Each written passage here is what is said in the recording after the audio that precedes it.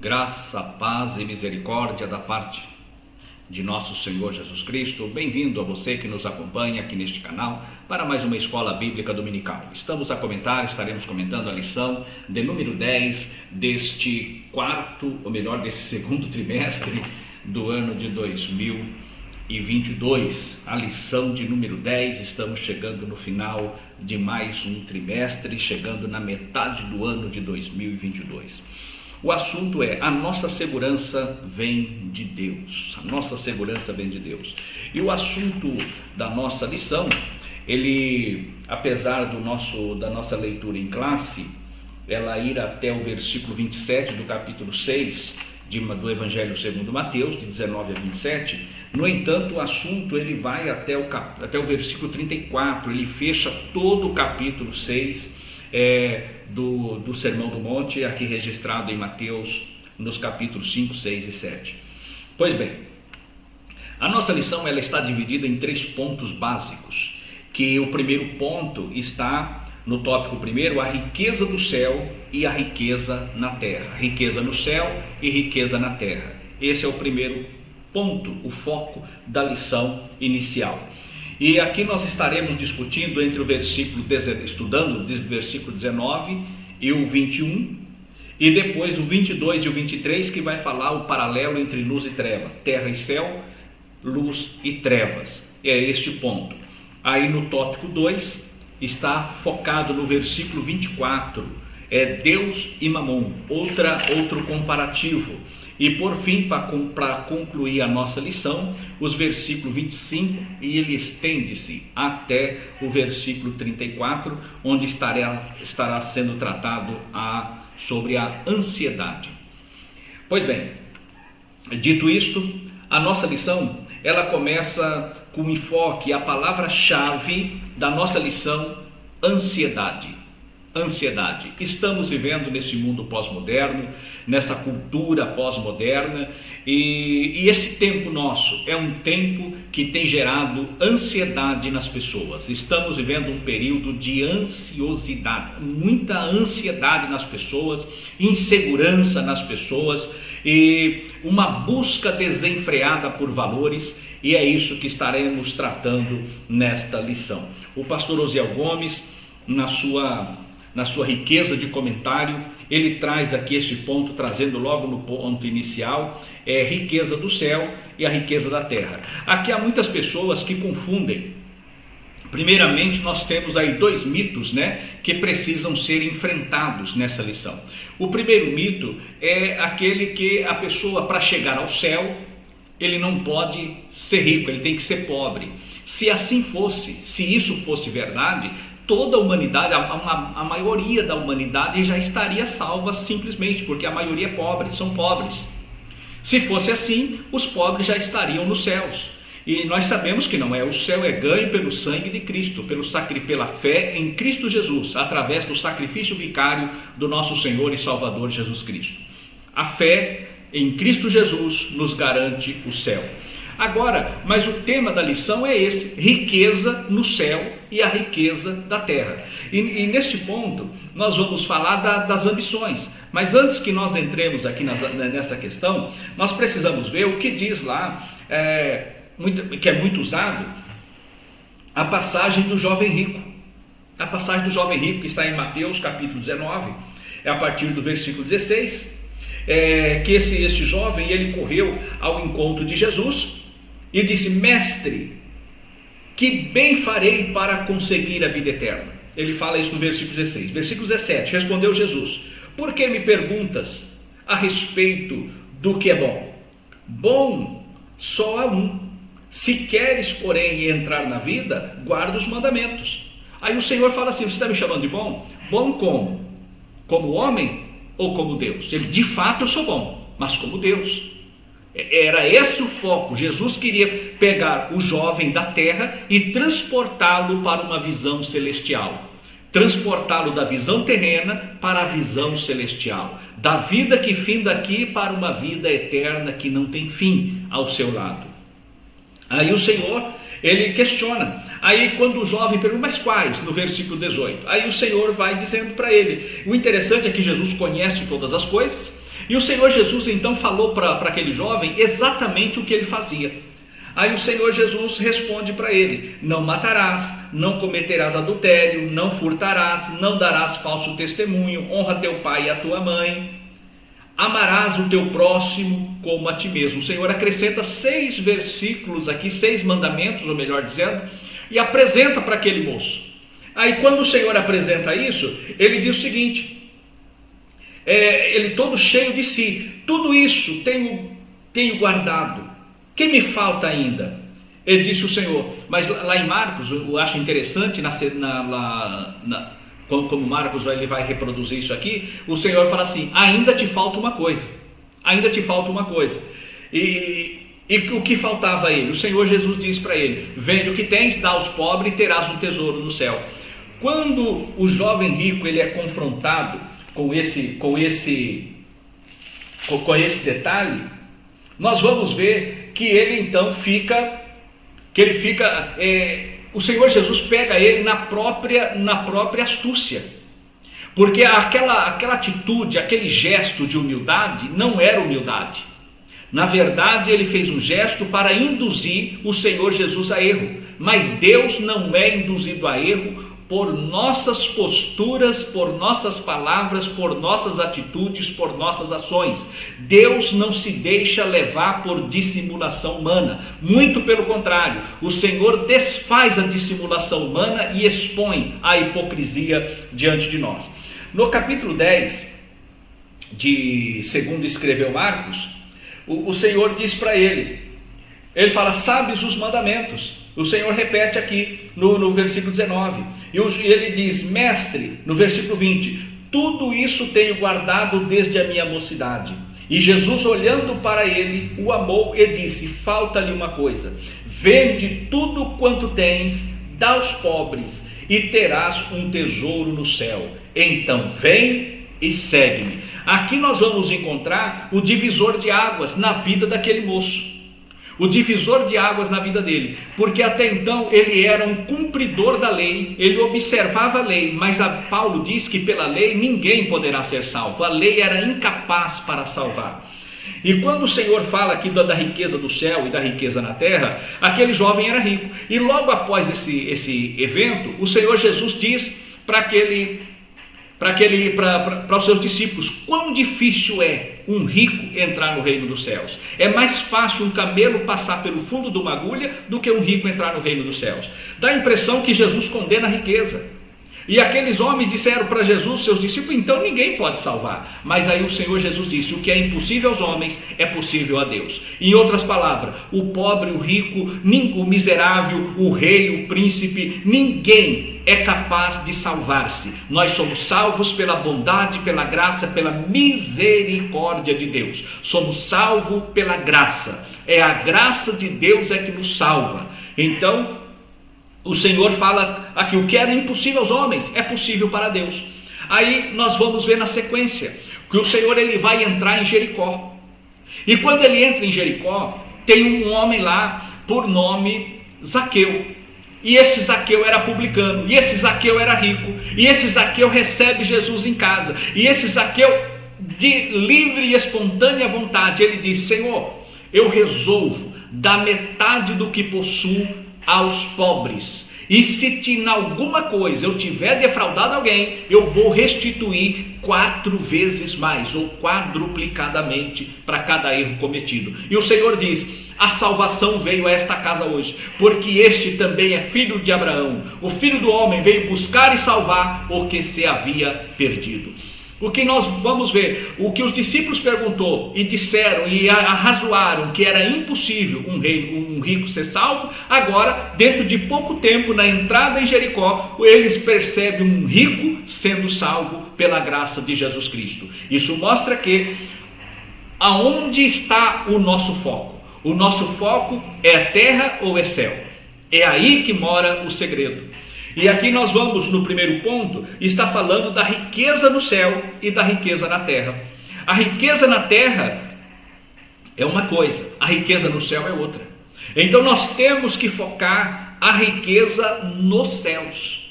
riqueza nos céus. O que é riqueza nos céus? São aquelas obras, os frutos do Espírito, as obras meritórias,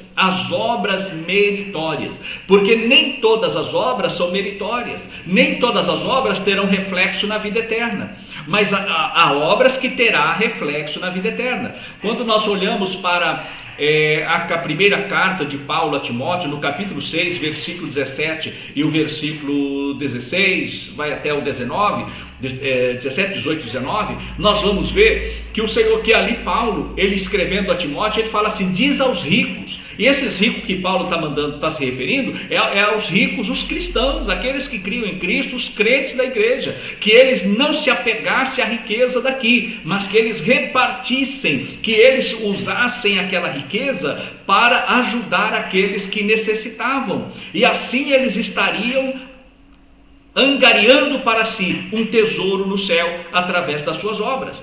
Até porque o fruto do Espírito o fruto do Espírito, ele nos leva a produzir obras, e estas obras que realizamos como fruto do Espírito são obras meritórias, que serão lá na glória recompensado como recompensa nos céus, né? Como galardão que nós vamos receber ali. E se nós olharmos para a palavra de Deus, nós vamos ver que Abraão era rico, era muito rico. Isaac era rico. Nós vamos ver que Jacó era rico. José tornou-se rei do Egito, ali vice-rei do Egito. Na prática, ele era um primeiro-ministro que mandava tudo, né? Tornou-se ali o chefe de estado, né? Ou melhor, o chefe de governo lá do Egito. Aí nós vamos ver também, Davi era um homem rico. Jó era um homem rico, e no entanto eram homens tementes a Deus, que o próprio Deus deu testemunho de Jó. Quando Ezequiel começa a escrever e questionar o próprio Jeremias, o Senhor diz assim: ainda que estivesse entre eles Daniel e Jó, Samuel e Jó, eu não os ouviria. Eles tão somente salvaria pela sua própria justeza, mas nem os seus filhos e a esposa seriam salvos através deles. Aí o Senhor está mostrando, testificando de Jó, e Jó era muito rico. E nós vamos ver que Jó, no seu próprio livro, Deus fala: homem reto, íntegro e que se desvia do mal. Então, e Jó era muito rico, era o mais rico do Oriente. Logo, a riqueza, ela não impede a pessoa de servir a Deus. O que impede é o que nós vamos ver na sequência, que está no tópico 2. Qual é a posição da riqueza na nossa vida? Qual é a influência da riqueza na nossa vida? Porque se os nossos olhos forem luz, nós vamos enxergar para produzir, para aquilo que nós fazemos, aquilo que nós administramos, que Deus nos dá, nós fazemos para o bem, para a grandeza do reino de Deus, para que o nome do Eterno seja glorificado. Se nós assim fazemos, estamos angariando riquezas dos céus. Aí está a diferença. Os nossos olhos são luz. Agora, se os nossos olhos forem trevas, os nossos olhos não estão voltados para o céu, não estão voltados para as coisas eternas, estão fixados nas coisas perenes, nas coisas terrenas, nas coisas que acabam-se aqui. Aí está os nossos olhos como treva. E fala: se os teus olhos forem treva, quão tenebroso será a nossa vida. Mas aí no tópico 2, nós vamos ver a questão da idolatria ao dinheiro. Por que idolatria ao dinheiro? Quando o Senhor Jesus confronta ali os fariseus tinham, e era o caso do jovem rico, que a riqueza era um sinônimo de aprovação de Deus. Então esse é o primeiro mito a ser derrubado, que a riqueza era um sinônimo de aprovação de Deus, que toda pessoa rica era ela abençoada por Deus, mas na verdade não era a riqueza que que faz de uma pessoa ser ela abençoada, mas não, o que faz a pessoa ser abençoada é a bênção de Deus, é a presença de Deus. É por isso que a Bíblia, lá o salmista, o sábio ali, ele escreve lá em Provérbios, que a bênção do Senhor é que enriquece, e não traz com ela as dores, e não acrescenta as dores da riqueza. Aí está, que é o ponto aqui da idolatria ao dinheiro, que é tratado no versículo 24, da nossa leitura, que nós vamos ver o que diz o versículo 24: ninguém pode servir a dois senhores, ou há de odiar a um e amar o outro, ou se devotará a um deles e desprezará o outro. Não podeis servir a Deus e a Mamon. Não podeis servir a Deus e as riquezas. Não é possível. Então, e hoje o que nós estamos vendo na nossa sociedade pós-moderna? Exatamente o oposto. Se lá tinha um mito, né, que a respeito da pobreza, agora da riqueza, hoje nós estamos vendo na outra ponta. Existem segmentos religiosos que dizem que a pessoa tem que ser pobre e miserável para poder entrar no céu. Isso não é verdade. Agora hoje o que nós estamos vendo, principalmente no movimento neopentecostal, dizendo que a riqueza é sinal de bênção. E se a pessoa não tem riqueza, se a pessoa não tem bens materiais, ela está amaldiçoada por Deus, está desprezada por Deus. Errado.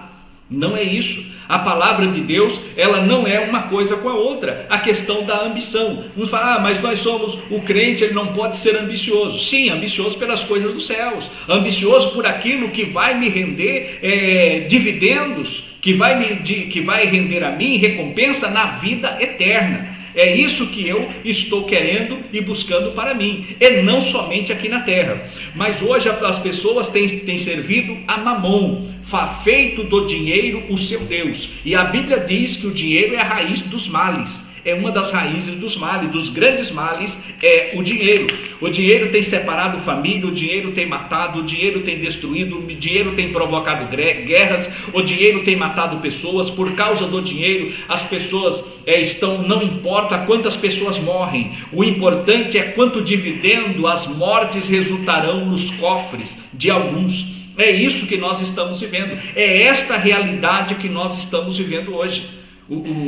As pessoas têm o dinheiro como o seu Deus, como o Mamon, o Deus da riqueza. É isso que é abordado aqui no tópico 2. Mas agora no tópico 3, nós vamos ver assim, no versículo 25 até o 34, que vai falar vivendo a quietude espiritual em Deus. Ou seja, aqui vai tratar a respeito da ansiedade. O Senhor diz que nós não devemos ser ansiosos. E lá no versículo 33 do capítulo 6, nós vamos encontrar assim: buscai primeiro o reino e a sua justiça, e todas as coisas vos serão acrescentadas. Buscar primeiro o reino de Deus, buscai primeiro o reino de Deus e a sua justiça, e as demais coisas vos serão acrescentadas. E todas estas coisas, outra tradução diz, e todas estas coisas vos serão acrescentadas. Isso vale dizer que Deus, Ele cuida da nossa vida, Ele cuida do meu amanhã, Ele cuida da sua saúde, Ele cuida daquilo que nós vamos ter amanhã. Hoje, qual é o problema da igreja atualmente? O problema desse tempo atual é justamente isso, é a falta de segurança em Deus, a falta de confiança em Deus, é não confiar no Deus Todo-Poderoso. Aí nós vamos encontrar que as pessoas estão vivendo ansiosas. O que é ansiedade? Hoje nós temos crianças dependendo de ansiolítico, adolescentes dependendo de ansiolítico, pessoas na meia idade, pessoas já na idade avançada. Nós estamos vivendo numa sociedade ansiosa, numa sociedade comprometida pela ansiedade. E a ansiedade é uma falta de conhecimento do Deus Todo-Poderoso, que provê todas as coisas, que soluciona todas as coisas. A falta de confiança em Deus. Então, as pessoas que vivem nessa questão da ansiedade, não é questão do problema. Nós não podemos viver o problema. O problema é para ser resolvido. Porque às vezes nós temos o problema, é real o problema, temos que encarar o problema e solucionar o problema. O que não podemos é chegar à noite e colocar o problema junto conosco na cama. Nós vamos sair de manhã, levamos o problema para a mesa do café, levamos o problema para o trabalho, levamos o problema para o almoço, levamos o problema no período da tarde, levamos para o jantar, e assim convivemos com o problema o tempo todo. Resultado, nós podemos depender de ansiolíticos para poder dormir, porque o problema tomou o maior lugar da nossa vida. E onde está a confiança? Onde está a nossa segurança? A nossa confiança está em Deus. Como disse o salmista, entrega o teu caminho ao Senhor, confia nele e ele tudo fará. Ele não fará alguma coisa, ele não fará pouca coisa, ele não te ajudará de alguma forma a fazer alguma coisa. Não, o Senhor tudo fará.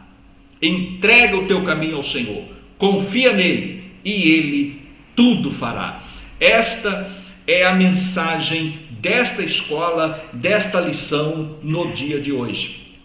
Nós temos que haver esse descanso em Deus, descansar em Deus, porque as preocupações com as coisas da terra trazem diversos males e causam inquietude na alma.